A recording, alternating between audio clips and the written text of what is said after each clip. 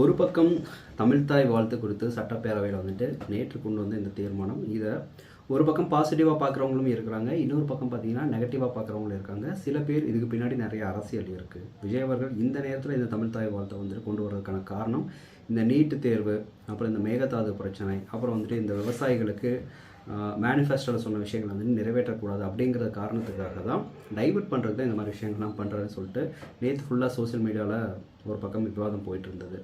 இன்னொரு பக்கம் இன்றைக்கி சட்டசபையில் சில விஷயங்கள், சில தீர்மானங்கள் கொண்டு வந்திருக்கிறாங்க. அது என்ன அப்படிங்கிறத பார்த்துடலாம். அதுக்கு முன்னாடி முக்கியமான ஒரு விஷயத்தை வந்து நம்ம டிஸ்கஸ் பண்ண போகிறோம். என்ன அப்படின்னா வந்துட்டு தமிழக அரசியலில் இது ஒரு காரசாரமான விவாதமாக இருக்கலாம். இதுக்கு முன்னாடி ஒரு விஷயம் நடந்தது. ஸோ சினிமா தயாரிப்பாளர் அர்ச்சனா கல்பாத்தி இருக்காங்க இல்லையா, அவங்க வந்து பார்த்திங்கன்னா தமிழக அரசு அவங்களுக்கு ஒரு புதிய பொறுப்பு ஒன்று கொடுத்துருக்கு. அது அரசு பதவியை வந்துட்டு கொடுத்துருக்கு. இது சாதாரண விஷயமா வந்துட்டு நம்ம பார்க்க முடியாது. தமிழ்நாடு இந்து சமய அறநிலையத்துறை சார்பில் அமைக்கப்பட்டுள்ள இந்த கோயில் அருங்காவலர்கள் இருப்பாங்க இல்லையா, அவங்கள தேர்வு செய்யக்கூடிய அந்த ஒரு குரூப் இருக்கும், குழு இருக்கும்.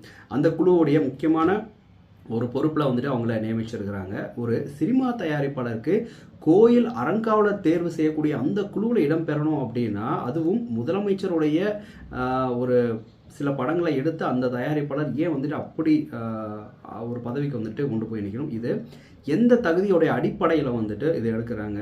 இது தகுதியின் அடிப்படையில் எடுத்தால் கூட வந்துட்டு நியாயமாக விஜயோட இருக்கக்கூடிய நெருக்கத்தின் காரணமாக மட்டும் ஒரு அரசு பதவியை வந்துட்டு ஈஸியாக கொடுத்துட முடியுமா அப்படிங்கிறது தான் விவாதமாக இருக்குது. ஸோ அதர் பார்ட்டிஸ் என்ன சொல்கிறாங்க, அரசு என்ன சொல்லுது, அண்ட் இதில் இருக்கக்கூடிய நியாயங்கள்லாம் என்ன அப்படிங்கிறத வீடியோக்குள்ளே பார்க்கலாம்.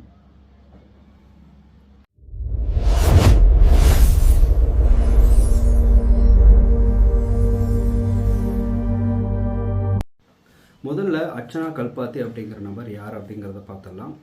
அர்ச்சனா கல்பாத்தி ஏஜிஎஸ் சினிமாஸ் நிறைய பேருக்கு வந்து தெரிஞ்ச ஒரு சினிமாஸ். தமிழ் சினிமாவில் வந்து நிறைய வெற்றிகரமான நிறைய படங்களை வந்துட்டு எடுத்திருக்கிறாங்க. தனி ஒருவன், ஜெயம் ரவி அவங்களுக்கு வந்து பார்த்திங்கன்னா கண்டினியூஸாக சில ஃப்ளாப்ஸ் எல்லாமே வந்துட்டு இருக்கிறப்போ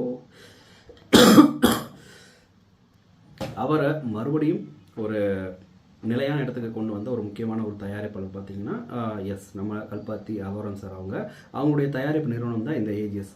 இந்த ஏஜிஎஸோடைய மிக சிறப்பான ஒரு விஷயம் என்ன தெரியுமா, இவங்க அழகாக வந்துட்டு கால்குலேட் பண்ணுவாங்க.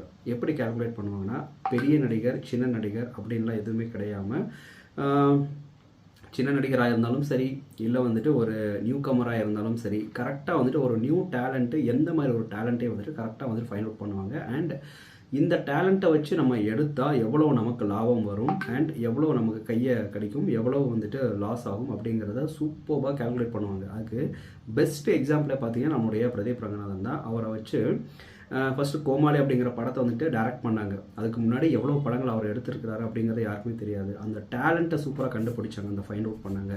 அடுத்து பார்த்தீங்கன்னா அதே பிஆரை வச்சு பார்த்தீங்கன்னா லவ் டுடே அப்படிங்கிற ஒரு பிளாக் பஸ்டர் ஹிட்டை கொடுத்து வந்துட்டு ஒரு சூப்பரான ஒரு ஹீரோவை தமிழ் சினிமாவுக்கு அறிமுகப்படுத்தி வச்சாங்க. அதுக்கப்புறம் டிராகன் உங்களுக்கு தெரியும். ஸோ அதுக்கப்புறம் இப்போ பிரதீப் ரங்கநாதன் எப்படி ஒரு ஸ்டேஜில் இருக்கிறாங்க அப்படிங்கிறதும் உங்களுக்கு தெரியும். ஸோ அடுத்த ஜென்ரேஷன், அடுத்த ஒரு 10-20 வருஷத்துக்கு வந்துட்டு இந்த பையன் நின்றுவான் அப்படிங்கிற அந்த டேலண்ட்டை கண்டுபிடிக்கிற வித்தையை வந்துட்டு சூப்பராக பண்ணக்கூடிய ஒரு டீம் தான் இது ஒன்று. ரெண்டாவது பார்த்தீங்கன்னா, நான் சொன்னேன் இல்லையா, பெரிய நடிகராகவே இருந்தாலும் அவங்களுடைய மார்க்கெட் வேல்யூ எவ்வளோ, இது இவ்வளோ பட்ஜெட் போட்டால் இவ்வளோ நமக்கு வரும் அப்படிங்கிறதுக்கு இன்னொரு பெஸ்ட் எக்ஸாம்பிள் பார்த்தீங்கன்னா 2.0 படத்தை ஃபர்ஸ்ட்டு ரஜினிகாந்த் அவர்கள் 2018 வந்துட்டு இவங்க கிட்ட தான் வந்துட்டு அப்ரோச் பண்ணியிருக்கிறாங்க, பிஃபோர் லைக்கா. ஸோ இவர் வந்து பார்த்தீங்கன்னா இவரும் சங்கரும் கிட்டத்தட்ட வந்து ஒரு 400 to 500 கோடி பட்ஜெட் வந்து சொல்லியிருக்காங்க. பட் அப்போ ரஜினிகாந்த் அவங்களுடைய சேலரி, ஏஆர் ரமன் அவங்களுடைய சேலரி, மற்ற பெரிய பெரிய டெக்னீஷியன் சங்கர் சார், டெக்னீஷியன்ஸு டெக்னாலஜியில் ஒர்க் பண்ணுறவங்க அவங்களுடைய சேலரிஸ் எல்லாம் கால்குலேட் பண்ணிவிட்டு, இல்லை சார் இதுவே இவ்வளோ வருது, ப்ரொடக்ஷன் வேல்யூன்னு சொல்லிட்டு நம்ம தனியாக ஒன்று இருக்குது, ஸோ இது எல்லாத்தையும் கடந்து நம்ம இந்த படத்துக்கு வந்துட்டு இவ்வளோ இன்வெஸ்ட் பண்ணால் வந்து நாங்கள் போட்ட ப்ராஃபிட்டை அவ்வளோ சீக்கிரம் வந்துட்டு எடுக்க முடியாது, மாறாக எங்களுக்கு வந்துட்டு லாஸ் தான் ஆகும் அப்படிங்கிறத சொல்லி பட்ஜெட்டை வந்து நீங்கள் கன்ஸ்ட்ரெயின் பண்ணுங்கள், இன்னமும் குறைங்க அப்படின்னு சொல்கிறப்போ வந்துட்டு சில பேர் என்ன சொன்னாங்கன்னா, ஏன்டா ரஜினிகாந்த் சாரே வந்துட்டு உங்களுக்காக ஒரு சூப்பரான ஒரு சான்ஸை கொடுத்துருக்காங்க, அப்படிப்பட்ட ரஜினிகாந்த் சார் இது பண்ணுறப்ப கூட வந்துட்டு இப்படிப்பட்ட ஒரு படத்தை உங்களால் பண்ண முடியலன்னு சொல்லிட்டு எல்லாருமே வந்துட்டு இவங்களை மிஸ் பண்ணிட்டாங்க அப்படிங்கிற மாதிரி சொன்னாங்க. பட் அவங்க சொன்ன மாதிரியே அந்த படம் லைக்கா கிட்ட போச்சு. கிட்டத்தட்ட 400 to 500 கோடி வந்துட்டு பட்ஜெட்டில் எடுக்கப்பட்ட அந்த படம் வேர்ல்டு வைடு வந்து பார்த்தீங்கன்னா சரியான ப்ரொமோஷன்ஸ் இல்லாத காலத்தினால ஒரு 600-800 கோடி கலெக்ட் பண்ணதை வந்துட்டு சொல்கிறாங்க. இருந்தாலும் நல்ல ஒரு ப்ரொமோஷன் கொடுத்துருந்தா இன்னும் ஒரு புஷ் பண்ணி தான் நல்லா போயிருந்திருக்கும் அப்படிங்கிற மாதிரி சொல்கிறாங்க. ஒரு மெகா பிளாக் பஸ்டர் அப்படிங்கிறத டச் பண்ண முடியாமல் பிளாக் பஸ்டர் கேட்டகரியில் வந்துட்டு அந்த படம் வந்துச்சு. ஸோ பின்னாடி வர்றதை கரெக்டாக கேல்குலேட் பண்ணுறது. அதே மாதிரி பார்த்தீங்கன்னா பிகில் படம் வந்து பார்த்தீங்கன்னா கிட்டத்தட்ட 300 கோடி வந்துட்டு அந்த படம் அடிச்சது. அதுக்கப்புறம் வந்துட்டு கோட் படத்தில் தான் விஜய் சார் அவங்களுக்கு ஃபர்ஸ்ட் 200 கோடி சேலரி வந்துட்டு அவங்க தூக்கி கொடுக்குறாங்க. அப்படி கொடுக்குறப்ப கூட படம் பார்த்தீங்கன்னா பட்ஜெட்டு ஒரு 60-70 கோடி தான் இருக்கும். பட் இவருடைய சேலரியே பார்த்தீங்கன்னா அந்த படத்தில் 70% மேலே இருந்தது. ஸோ அதை கரெக்டாக கேல்குலேட் பண்ணி 450 கோடிக்கு மேலே வந்துட்டு நம்ம ப்ரொமோஷன் பண்ணி வந்துட்டு சரி ப்ராஃபிட் எடுத்துலாம் அப்படின்னு சொல்லிட்டு கரெக்டாக இது பண்ணாங்க. 6 to 8 நாள்லேயே பார்த்தீங்கன்னா 450 கோடி வந்து தாண்டி அந்த படம் வந்துட்டு கலெக்ட் பண்ணிச்சு.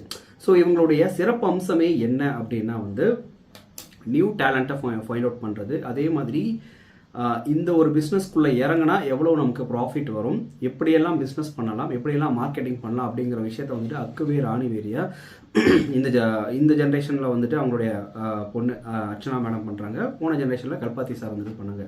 ஓகே, இப்போ முக்கியமான ஒரு விஷயத்துக்குள்ளே வரலாம். ஸோ அர்ச்சனா கல்பாத்தி நம்ம சொன்ன விஷயங்கள் எல்லாம் உங்களுக்கு புரிஞ்சிருக்கும். அர்ச்சனா கல்பாத்தி பார்த்தீங்கன்னா நேரடியாக இப்போது தமிழ்நாடுடைய கோயில் அறங்காவலராக வந்து பார்த்தீங்கன்னா நியமிக்கப்பட்டிருக்கிறதா சில ரூமர் சொல்கிறாங்க. ஆனால் அப்படிலாம் கிடையாது. அவங்க வந்து நேரடியாலாம் வந்துட்டு அறநிலைத்துறையில் இல்லை வந்து ஒரு முக்கியமான பொறுப்பு அப்படிலாம் கிடையாது. என்ன விஷயம் அப்படின்னா அறங்காவலர்கள்னு சொல்லுவாங்க, அந்த அறநிலைத்துறையுடைய காவலர்கள். ஸோ அறங்காவலர்களை தேர்வு செய்யக்கூடிய குழு ஒன்று இருக்கும் இல்லையா, அந்த குழுவில் ஒரு முக்கியமான உறுப்பினர் இருக்கும் இல்லையா, அந்த பதவியில் தான் வந்துட்டு அவங்கள வந்துட்டு நியமிச்சிருக்கிறாங்க. ஸோ இந்த குழு வந்து HRNCE துறையின் கீழே வரக்கூடிய கோயில்களில் பரம்பரை சாரா அறங்காவலர்களை நியமிப்பதற்கான தகுதியான விண்ணப்பதாரர்களை பரிசீலித்து பெயர் பட்டியலை வந்து பார்த்தீங்கன்னா வெளியிடக்கூடிய ஒரு குழு தான் இது. குறிப்பாக பார்த்தீங்கன்னா ஆண்டு வருமானம் 10 லட்சத்துக்கு மேலே இருக்கக்கூடிய கோயில்களில் இந்த குழுக்கள் வந்துட்டு குறிப்பாக வந்து கண்காணிக்கும் அப்படிங்கிற மாதிரி சொல்கிறாங்க. இந்த குழு 2 வருஷத்துமா வந்துட்டு 2 வருஷங்களுக்கு அடுத்த 2 வருஷங்களுக்கு வந்துட்டு பார்த்தீங்கன்னா அமைக்கப்பட்டிருக்கு. மேபி அதுக்கப்புறம் எக்ஸ்பைரி ஆகிறப்போ இவங்களுடைய டீம் கரெக்டாக இது பண்ணாங்கன்னா மறுபடியும் ரெனியூ பண்ணி அதே ஆட்களை கண்டினியூ பண்ணுவாங்க, இல்லைனா வந்துட்டு இது பண்ணிடுவாங்க. ஸோ ஜூலை 24, 2026 முதல் வந்து பார்த்தீங்கன்னா இதற்கான பதவி காலம் அப்படிங்கிறது தொடங்குது. இந்த நிலையில தான் அவங்கள அர்ச்சனா கல்பாத்தி அவர்களை இந்த பதவியில் வந்துட்டு அவங்க ப்ரொமோட் பண்ணியிருக்கிறாங்க.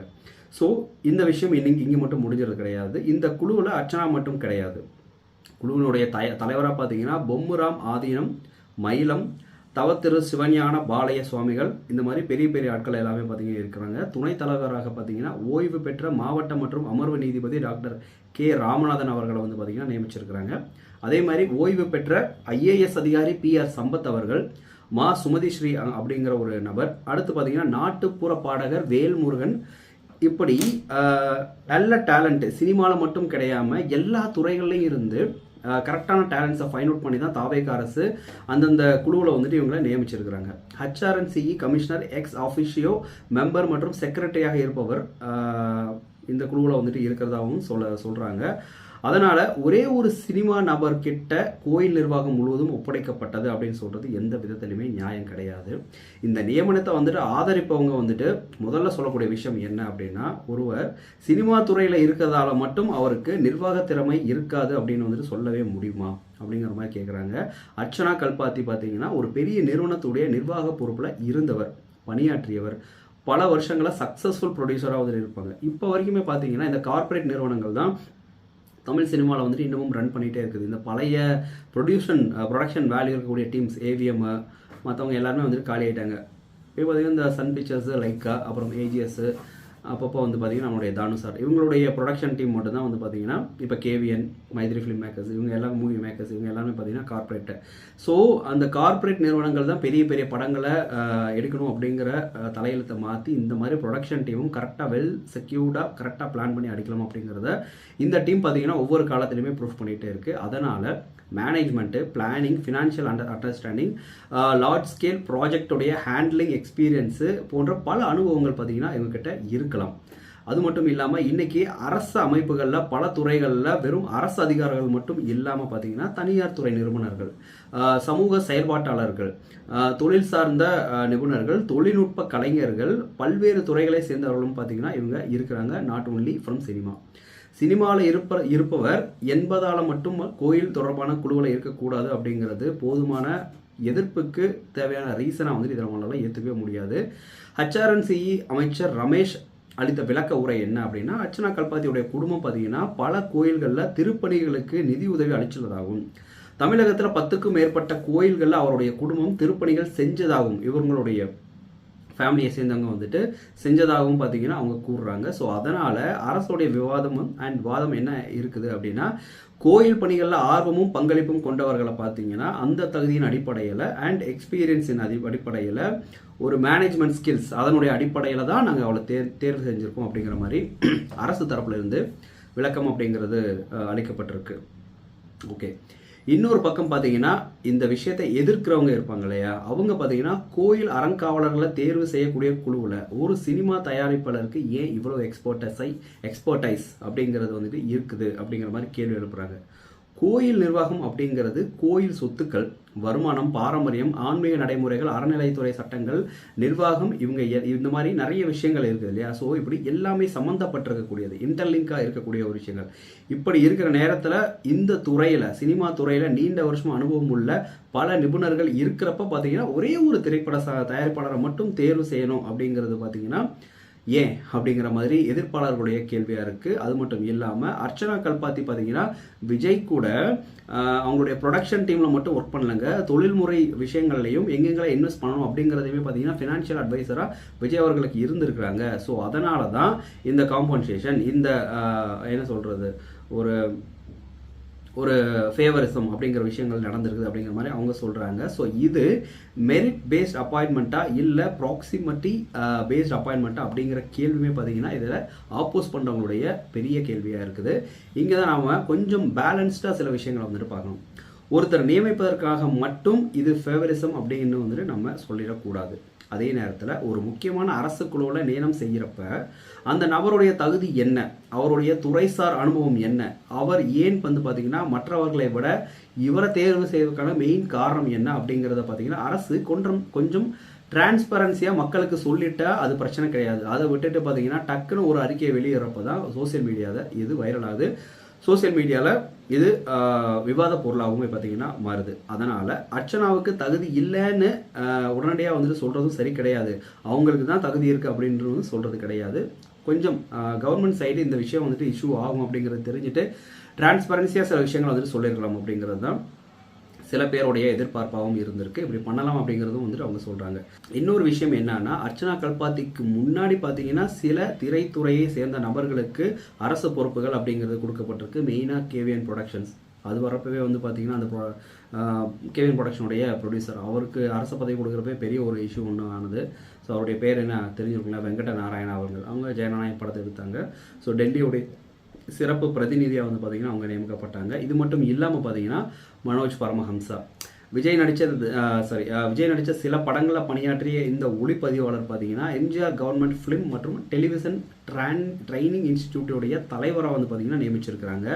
இந்த நியமனங்களையுமே சேர்த்து பார்க்குறப்போ விஜய் வந்து பார்த்தீங்கன்னா சினிமா உலகத்தில் இருந்து நம்பிக்கையான நபர்களை மட்டும்தான் வந்து பார்த்தீங்கன்னா அரசியலில் புஷ் பண்ணுறாரு, அரசு பணிகளுக்கு புஷ் பண்ணுறாரு அப்படிங்கிற கேள்வியுமே பார்த்தீங்கன்னா ஒரு பக்கம் எழுது. ஆனால் ஒரு பேட்டர்ன் இருக்கிறதா வந்து பார்த்தீங்கன்னா தோணுது. அதாவது இந்த துறையிலேருந்து சில பேர், அந்த துறையிலேருந்து சில பேர், ஒவ்வொரு துறைகளையும் தன்னிச்சையாக மேனேஜ்மெண்ட் ஸ்கில்ஸ் இருக்கக்கூடிய, எக்ஸ்பீரியன்ஸ் இருக்கக்கூடிய ஒரு என்ன சொல்லக்கூடிய திறமையான நபர்களை வந்துட்டு இவர் சூஸ் பண்ணுறாரு அப்படிங்கிற மாதிரி சொல்கிறாங்க. அதனால் தகுதி, பொறுப்பு, திறமை, எந்த துறை, செயல்திறனுடைய அடிப்படை, இந்த மாதிரி நிறைய விஷயங்களுடைய ரேஷியோ எல்லாமே பார்த்தீங்கன்னா கம்பைண்டாக தான் இது இருக்குது அப்படிங்கிற மாதிரி சில பேர் இதை விமர்சனம் பண்ணுறாங்க. மக்களுடைய பார்வையின் அடிப்படையில் பார்த்தீங்கன்னா ஒரு தரப்பு அர்ச்சனா வந்து ஒரு பெரிய நிறுவனத்தை நிர்வகிக்கிறாங்க, அவங்களுக்கு நிறைய அனுபவம், நிர்வாக அனுபவம் அப்படிங்கிறது இருக்குது, மக்களை பீப்புள்ஸ் எப்படி ஹேண்டில் பண்ணணும் அப்படிங்கிற அந்த மேனேஜ்மெண்ட் ஸ்கில்ஸ் அப்படிங்கிறது நிறைய இருக்குது, அதனால் ஒரு வாய்ப்பு கொடுத்து பார்க்கலாம்ப்பா அப்படிங்கிற மாதிரி சொல்கிற சில நபர்கள் இருக்கிறாங்க. இன்னொரு தரப்பு நம்ம சொன்ன மாதிரி கோயில் நிர்வாகம் அப்படிங்கிறது சாதாரண கார்ப்பரேட் மேனேஜ்மெண்ட் ஸ்கில்ஸ் மட்டும் இருந்தால் பார்த்தாது, இந்த துறையில் நிபுணத்துவம் இருக்கக்கூடிய நபர்களுக்கு முன்னுரிமை கொடுக்கணும் அப்படிங்கிற அந்த பாயிண்ட்டையும் வைக்கக்கூடிய நபர்களும் இருக்கிறாங்க. இந்த இரண்டிலையுமே பார்த்தீங்கன்னா ஒரே ஒரு லாஜிக் மட்டும்தான் இருக்குது. ஆனால் எண்ட் ஆஃப் த டே பார்த்தீங்கன்னா மக்கள் கேட்கக்கூடிய ஒரே ஒரு கேள்வி என்னென்னா, அர்ச்சனா கல்பாத்தி இந்த குழுவில் இருந்து என்ன செய்ய போகிறாங்க அப்படிங்கிறதான். அவர் தேர்வு செய்யும் முறையில் வெளிப்படைத்தன்மை இருக்குமா? அரசு தரப்புலே வெளிப்படைத்தன்மை இல்லை அப்படிங்கிறப்போ இவர் எப்படி வெளிப்படைத்தன்மையாக இருப்பார் அப்படிங்கிற ஒரு கேள்வியும் இருக்குது. ஸோ தகுதியானவங்களை அறங்காவலர்களாக வருகிறாங்களா, இல்லை கோயில் நிர்வாகம் வந்துட்டு இவங்களால மேம்படுமா அப்படின்னு சொல்லிட்டு நிறைய கேள்விகள் இதனை சுற்றி வந்து பார்த்திங்கன்னா பலம் வந்துட்டு இருக்கு. பலம் வர்றதுக்கான வாய்ப்புகளும் நிறைய இருக்குது.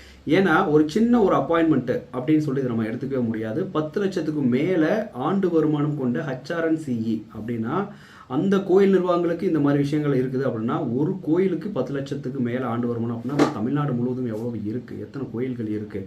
அப்போது எந்த துறையிலுமே ஊழல் இருக்காது அப்படின்னு சொல்லக்கூடிய தாவேக அரசு நாளைக்கு கோயில் நிர்வாகத்தில் அறநிலைத்துறையில் ஏதாவது ஒரு ஊழல் நடந்துச்சுன்னா வந்துட்டு அது மிகப்பெரிய ஒரு பிரச்சனை ஆயிரும். ஸோ அதனால் பார்த்தீங்கன்னா நிர்வாகம், அரசியல், கோயில் சார்ந்த சில விஷயங்களை வந்துட்டு தெரிஞ்சவங்களுக்கு நபர்களுக்கு அரசு பதவி அப்படிங்கிறது கொடுத்துருக்கலாமே அப்படிங்கிற மாதிரியும் சொல்லக்கூடிய கருத்துகளும் இருக்குது. ஸோ இந்த கண்டென்ட்டில் வந்துட்டு நிறைய ஒரு இம்பேலன்ஸ்டான ஒரு விஷயம் தான் இருக்குது. இதை வந்துட்டு ஒரு சொல்யூஷனுக்கு வந்துட்டு கொண்டு வர முடியல. பட் எண்ட் ஆஃப் த டே இதுக்கு என்னடா சொல்யூஷன் அப்படின்னு கேட்டிங்கன்னா, என்னை பொறுத்த வரைக்கும் பார்த்தீங்கன்னா ஒரு விஷயம் மட்டும் நிச்சயம், அரசு பதவி அப்படிங்கிறது சும்மா தெரிஞ்சவங்களுக்கு கொடுக்கக்கூடிய, ஒரு நண்பருக்கு கொடுக்கக்கூடிய ஒரு பரிசு அப்படிங்கிறது கிடையாது. அது மக்களுடைய நம்பிக்கையால் வந்துட்டு நம்பிக்கையை சம்பாதிச்ச சில நபர்களுக்கு இல்லை திறமையான நபர்களுக்கு கொடுக்கக்கூடிய ஒரு பொறுப்பு. பரிசுக்கும் பொறுப்புக்கும் வந்துட்டு நிறைய வித்தியாசம் இருக்குது. அதனால் முதல்வர் விஜய் வந்து பார்த்தீங்கன்னா முதல்வருடைய விஜய் அரசாக இருந்தாலும் சரி, டிஎம்கே அரசாக இருந்தாலும் சரி, ஏடிஎம்கே அரசாக இருந்தாலும் சரி, யார் ஆட்சியில் இருந்தாலும் ஒரு அளவுகோல், ஒரு மீட்டர், ஒரு ஸ்கேல் அப்படிங்கிறது வந்துட்டு கண்டிப்பாக இருக்கணும். தகுதி இருக்குதா, வெளிப்படைத்தன்மை அப்படிங்கிறது இருக்கா, மக்களுக்கு பயன் கிடைக்குமா, இந்த நபரால் ஊழல் அப்படிங்கிறது இருக்காதா. ஏன்னா போடுற உண்டியலில் ஒவ்வொரு காசுமே பார்த்தீங்கன்னா மக்கள் வேர்வையில் சம்பாதிச்சு போட்ட அந்த காசு அது கரெக்டான நபர்களுக்கு கரெக்டான இடங்களுக்கு வந்துட்டு போய் சேரணும். அதனால் சினிமா துறையாக இருந்தாலும் சரி, இல்லை எந்த துறையாக இருந்தாலும் சரி, அரச பதவி அப்படிங்கிறது வந்து கொடுக்கறதுக்கான எதுவும் வந்துட்டு லிமிடேஷன் என்ன இருக்கா என்ன, இல்லை ஒரு ரெஸ்ட்ரிக்ஷன்ஸ் எதுவும் இருக்கா என்ன அப்படின்னு கேட்டால் என்னை பொறுத்த வரைக்கும் தேவையில்லை. அவங்க வந்துட்டு நம்ம சொன்ன மாதிரி சினிமா துறையில் இருந்து மட்டும் தேர்ந்தெடுக்காமல் எல்லா துறையிலும் இருந்து வந்துட்டு முக்கியமான நபர்களை வந்துட்டு தேர்ந்தெடுத்திருக்காங்க. ஸோ அதில் வந்துட்டு என்ன கேட்டிங்கன்னா அர்ச்சனா கல்பாத்தி கொஞ்சம் டைம் எடுத்து வந்துட்டு ப்ரூஃப் பண்ணால் நல்லாயிருக்கும். ப்ரூஃப் பண்ணிட்டாங்கன்னா ஓகே பெட்டர். ஸோ அவங்களுக்கு நம்மளுடைய வாழ்த்தை சொல்லலாம். அடுத்து பார்த்தீங்கன்னா இன்னைக்கு தமிழ்நாட்டில் இன்னொரு விஷயம் பார்த்தீங்கன்னா போதை பொருள் இல்லாத ஒரு தமிழ்நாடு அப்படிங்கிற டாப்பிக்கு கீழே வந்துட்டு சில மீட்டிங் அப்படிங்கிறது நடத்தப்பட்டிருக்கு. அந்த மீட்டிங்கில் பார்த்தீங்கன்னா இந்த போதைப் பொருள் ஒழிப்பில் வந்துட்டு நிறைய குற்றவாளிகளை கண்டுபிடிச்ச குற்றவாளிகளை அரெஸ்ட் பண்ண நிறைய காவலர்களுக்கு அவங்களுக்கான அவார்ட்ஸ், ரிவார்ட்ஸ் எல்லாமே வந்து கொடுத்துருக்காங்க. அதில் வந்து விஜய் சார் அவர்கள் பார்த்தீங்கன்னா ஒரு க்யூட்டாக சில விஷயங்களும் பண்ணியிருக்கிறாங்க. மேனரிசம் அண்ட் அழகாக இருந்தார். இன்றைக்கி கொஞ்சம் ரொம்ப அழகாக இருந்தாங்க. அண்ட் ஒரு பாப்பாவெல்லாம் தூக்கி வச்சு ரொம்ப கொஞ்சினாங்க. அதெல்லாம் வந்துட்டு அழகாக இருந்தது. அண்ட் அவங்க வந்து பார்த்திங்கன்னா ஒரு ஓத்து ஒன்று எடுத்தாங்க. ஸோ அதில் வந்துட்டு மக்கள்கிட்டையும் ஒரு உறுதிமொழியெல்லாம் சொல்லி வந்துட்டு இந்த மாதிரி விஷயங்கள்லாம் வந்து நீங்கள் பண்ணணும், போதைப் பொருளுக்கு நாங்கள் அடிப்படைய மாட்டோம், எப்பயும் வந்து பார்த்திங்கன்னா நல்ல ஒரு சமூகத்தை உருவாக்கும் அப்படிங்கிற மாதிரிலாம் சில விஷயங்கள் வந்துட்டு ஒரு ஓத்தை வந்துட்டு எடுக்க சொன்னார். ஸோ அது வந்துட்டு நல்லபடியாக முடிஞ்சது. அடுத்து பார்த்திங்கன்னா தமிழக சட்டசபையில் வந்துட்டு நேற்று நம்ம சொன்ன இந்த முக்கியமான தீர்மானம் என்ன, தமிழ்தாய் வாழ்த்துடைய அந்த ஒரு தீர்மானம் ரொம்ப நாளாக இழுபறியில் இருந்த ஒரு விஷயத்தை வந்துட்டு ஒரு முற்றுப்புள்ளி வச்சாச்சு. இன்றைக்கி வந்து பார்த்திங்கன்னா நீட்டுக்கு எதிரான ஒரு தீர்மானம். ஸோ தமிழக சட்டசபையில் இன்றைக்கி பார்த்திங்கன்னா பொது பட்ஜெட் மற்றும் வேளாண் பட்ஜெட் மீதான இந்த 3வது நாள் விவாதம் அப்படிங்கிறது கண்டினியூ ஆச்சு. உதயநிதி அண்ணனுக்கும் நம்மளுடைய புசியானந்த் அவர்களுக்கும் சில காரசாரமான விவாதங்கள் எல்லாமே வந்துட்டு கொஞ்சம் போச்சு. ஸோ அதில் வந்து பார்த்திங்கன்னா சில தீர்மானங்கள், மெயினாக இந்த நீட்டுக்கு எதிரான சில தீர்மானங்கள். ஸோ தேசிய தகுதி மற்றும் நுழைத்தேர்வு, அதாவது வந்து பார்த்திங்கன்னா நீட் முறை, சமூக நீதி வந்து பார்த்திங்கன்னா அந்த முறையில் சமூக நீதி, சமத்துவம் மற்றும் மக்களுடைய உரிமை அப்படிங்கிறது கொல்லப்படுது. தமிழ் வழியில் கல்வி பயிலும் மாணவர்களுடைய, கிராமப்புற மற்றும் சமூக பொருளாதாரத்தில் பின்தங்கக்கூடிய மாணவர்களுடைய மருத்துவ கல்வி கனவாகவே வந்துட்டு போயிட்டு இருக்கு. ஸோ நீட் தேர்வு அப்படிங்கிறது வந்து பார்த்திங்கன்னா வரம்பே இல்லாமல் அதிக அளவில் கட்டணம் வசூலிக்கக்கூடிய பயிற்சி மையங்கள் பெறுவதற்கான வழி அப்படிங்கிறது இன்னும் 10-15 வருஷத்தில் ரொம்ப வந்துட்டு ஜாஸ்தி ஆகிடும் அப்படிங்கிற மாதிரி வந்துட்டு சொல்கிறாங்க. ஸோ இந்த பயிற்சி வகுப்புகளில் தான் வந்துட்டு இனிமேல் வந்துட்டு எல்லாருமே படிக்கக்கூடிய எல்லாமே ஆயிரும். 11 வருஷமாக படித்த படிப்பு, 12 வருஷமாக படித்த படிப்புங்கிறது உங்களுக்கு செல்லாது, மறுபடியும் புதுசாக படி அப்படிங்கிற ஒரு விஷயத்தை தான் வந்துட்டு மாணவர்கள் மத்தியில் வந்துட்டு ஒரு ப்ரெஷராக இந்த தேசிய அரசாங்கம், இந்த மாநில அரசாங்கம் மத்திய அரசாங்கம் வந்து பார்த்திங்கன்னா புஷ் பண்ணுது அப்படிங்கிற மாதிரி சொல்கிறாங்க. 12 வருஷ அந்த கால பள்ளி கல்வியை வந்துட்டு புறந்தள்ளிட்டு இப்படி ஒரு நுழைவுத் தேர்வு அப்படிங்கிறது அவசியமா அப்படிங்கிற மாதிரி தாவேகா கேள்வி எழுப்புது. ஸோ நீட்டு தேர்வில் இருந்து மாநிலத்திற்கு, இந்த தமிழக மாநிலத்திற்கு விலக்கு அளிக்கணும் அப்படிங்கிற வகையில் 2021 ஆண்டு தமிழ்நாடு இளநிலை மருத்துவ படிப்புகளுக்கான சேர்க்கை சட்ட முன்வடிவை வந்து பார்த்திங்கன்னா தமிழ்நாடு சட்டப்பேரவை பார்த்திங்கன்னா ஒருமனதாக இன்றைக்கி நிறைவேற்றி இருக்குது. ஜனாதிபதியால் அச்சட்ட முன்வடிவுக்கு ஏற்பிசைவு அப்படிங்கிறத வந்துட்டு இவங்க நிறைவேற்றிருக்கிறாங்க. ஸோ நீட் தேர்வு முறை அகற்றப்பட வேணும் அப்படிங்கிறது தான் இன்னைக்கு எல்லா தரப்பு கட்சியாலும், டிஎம்கே ஏடிஎம்கே எல்லா தரப்பு கட்சியாலும் அண்ட் தாவைக்கா ஒரு மனதாக வந்து பார்த்தீங்கன்னா இன்னைக்கு சட்டசபையில் ஒரு தீர்மானத்தை நிறைவேற்றிருக்காங்க. இது தீர்மானமாக மட்டும் நிறைவேற்றாமல் நீட் அப்படிங்கிற ஒரு விஷயத்த வந்துட்டு இன்னமும் ப்ரெஷர் பண்ணிட்டு இருக்கக்கூடிய இந்த மத்திய அரசாங்கம் கொஞ்சம் இதை கன்சிடர் பண்ணால் வந்துட்டு நல்லா இருக்கும் அப்படிங்கிறது தான். ஸோ இன்னைக்கு தமிழகத்தை பொறுத்த வரைக்கும் முக்கியமான சில 3 விஷயங்கள் அப்படிங்கிறத நான் டிஸ்கஸ் பண்ணிட்டேன். இந்த நீட்டு, அப்புறம் வந்து பார்த்தீங்கன்னா போதையில்லா இந்த தமிழகம், அடுத்து பார்த்தீங்கன்னா விஜய் அவர்களுக்கு ரொம்ப க்ளோஸாக இருக்கக்கூடிய சர்க்கிள் எல்லாருக்குமே அரசு பதவியா அப்படிங்கிற இந்த கேள்வி, அதுக்குள்ளே இருக்கக்கூடிய நியாயங்கள் அண்ட் விவாத பொருட்கள் எல்லாத்தையும் நான் உங்ககிட்ட விளக்கிட்டேன்னு நினைக்கிறேன். பதில் உங்களுடைய கமெண்ட்ஸை வந்து கமெண்ட் பாக்ஸில் பதிவு பண்ணுங்கள். வீடியோ பிடிச்சிருந்தா லைக் பண்ணுங்கள், ஷேர் பண்ணுங்கள், மறக்காமல் சப்ஸ்கிரைப் பண்ணுங்கள். Thank you, tata, take care, bye, cheers.